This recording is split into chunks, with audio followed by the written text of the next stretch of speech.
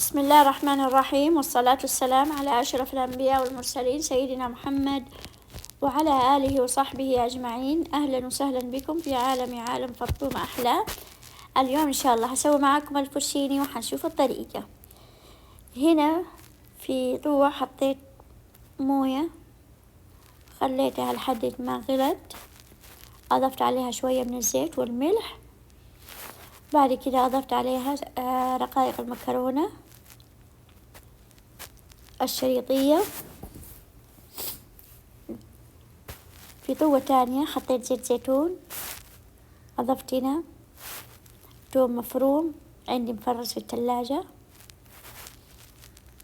حطيت حبتين هيل، عود قرفة، ورق الغار، قلبتهم شوية. وبعد كده أضفت عليها قطع الدجاج مقطعة إلى قطع صغيرة، وأبدأ أقلبها مع البهارات في الزيت لحد ما تتحمر ويصير لونها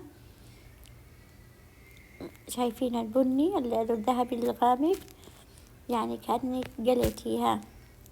ممكن تستغني عنها إذا كان عندك ستريبس جاهز، فتقطعي إلى قطع وتقليه وتحطيها. هنا بعد ما قليتها وتسمر لونها أضيف عليها شوية من الخل عشان تلين.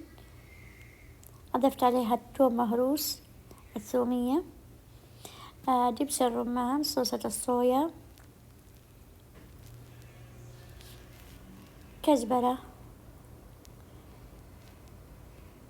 كاري الدجاج، حطيت كمون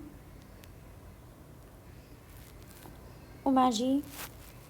وبعد كذا أضفت عليها كريمة الطبخ وأتركها لحد ما تتقل وتتماسك، وأضيف عليها على طول الفوتشيني بعد ما سلقتها وصفيتها من الموية.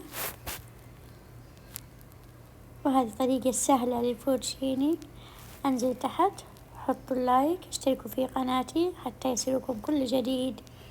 والسلام عليكم ورحمة الله وبركاته.